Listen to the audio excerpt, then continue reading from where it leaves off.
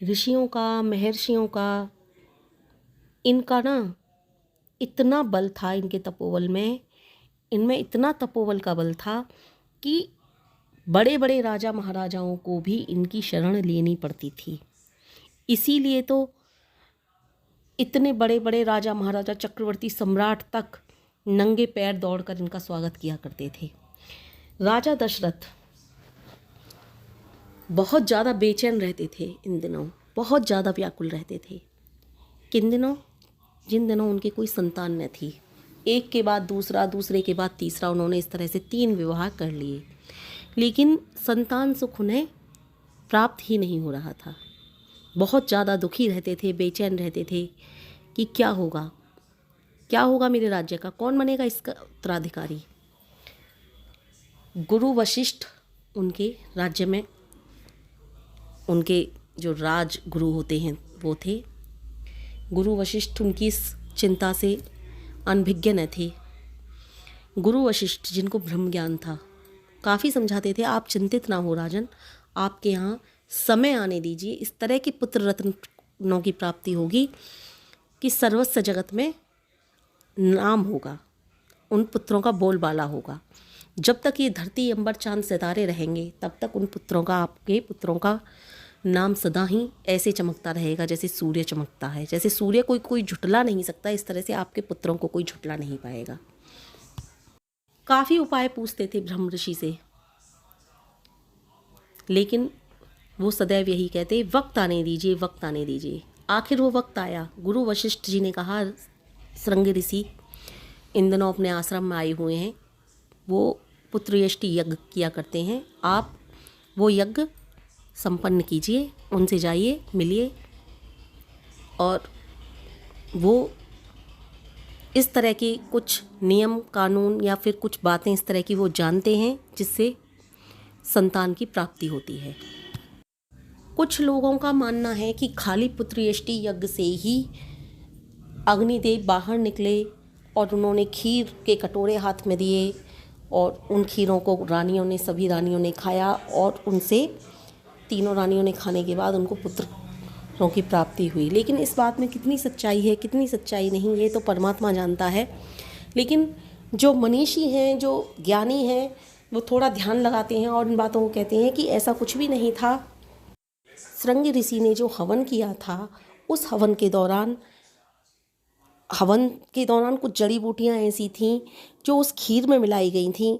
ऐसा कुछ भी नहीं हुआ था कि प्रकृति ने अपने नियम बदले हों और उस हवन कुंड की अग्नि में से अग्निदेव खीर के कटोरे लेके हाथ में आए हों। अब इसमें कितनी सच्चाई है ये तो मुझे नहीं पता, लेकिन जो बात मैं आपको बताने की कोशिश कर रही हूँ, इस सत्यता तक आप ही जानो कि आपको क्या सच्चाई लगती है, कि क्या हवन कुंड से अग्निदेव निकले थे खीर के कटोरा लेकर, या फिर श्रृंग ऋषि ने कुछ जड़ी बूटियाँ मिला करके उस हवन के दौरान उस खीर में मिला करके उन रानियों को दी थी, या फिर कुछ वो इस तरह के मंत्र या फिर इस तरह की बातें जानते थे जिससे तीनों रानियां गर्भवती हुईं। ये तो परमात्मा जानता है, या फिर आप खुद अपने दिमाग से अनुमान लगाइए, मुझे नहीं पता। लेकिन जो रामायण की कहानी है वो मैं आप तक पहुंचा रही हूँ। इसके बाद दशरथ जी जो चक्रवर्ती सम्राट थे उस समय, जिन्होंने इंद्र के साथ, इंद्र के बताते हैं उस समय कोई इंद्र नाम के राजा थे या फिर वही इंद्रदेव थे, ये तो परमात्मा जाने, मैं नहीं जानती।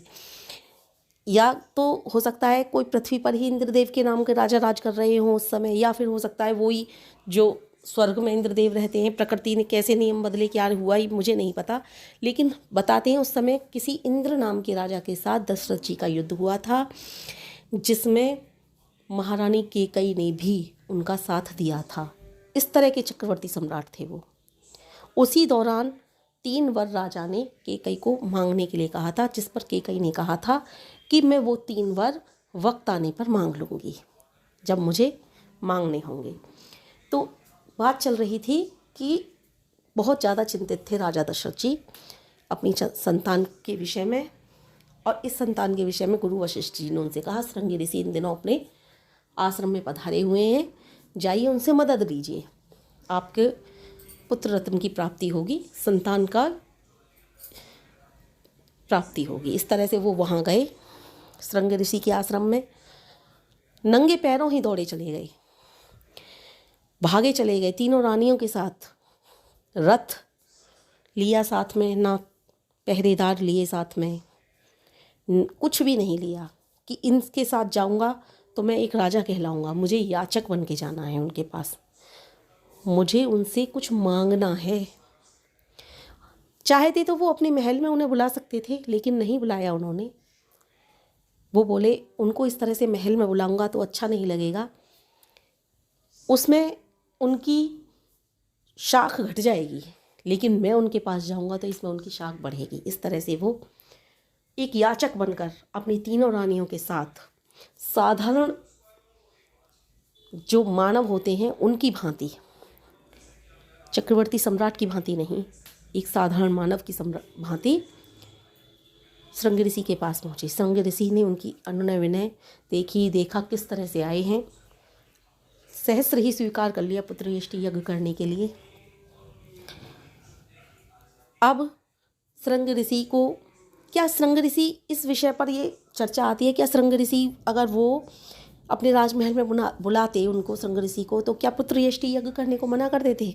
कतई नहीं करते। क्यों करते? एक चक्रवर्ती सम्राट से। लेकिन ये उनको इज्जत देने का, उनको भाव देने का एक तरीका था कि नंगे पैर जाएंगे, साधारण मानव की तरह जाएंगे, याचक बनकर जाएंगे, भिक्षुक बनकर जाएंगे, तब उनसे मांगेंगे। तो उनको अच्छा लगा श्रृंग ऋषि को, ये उनको एक सम्मान देने की एक अनूठी उनकी दिमाग की बेमिसाल सोच थी। तो श्रृंग ऋषि ने हवन किया। अब ये मैं पहले ही कह चुकी हूँ, ये तो परमात्मा जाने कि अग्निदेव अग्नि में से प्रकट हुए थे या श्रृंग ऋषि ने ही वो खीर बनवाई थी और उस खीर में ही कुछ जड़ी बूटियाँ मिला करके तीनों रानियों को खिलानी थी, इससे पुत्र प्राप्ति हुई, या फिर अग्निदेव ने खुद आकर के खीर दी, ये तो परमात्मा जाने। मैं इस बात के झगड़े में नहीं पड़ूंगी।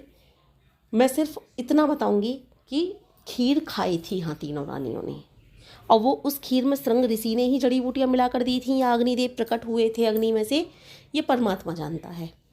उसके बाद तीनों रानियों ने खीर खाई। तीनों रानियों ने खीर खाने के बाद थोड़ी सी खीर में से एक हिस्सा केकई ने, रानी केकई ने, एक हिस्सा महारानी कौशल्या ने निकाल करके सुमित्रा को दे दिया, क्योंकि सुमित्रा रानी का व्यवहार सदा से ही दोनों रानियों को समर्पित था, इसलिए दोनों रानियां सुमित्रा से बेहद प्यार करती थीं।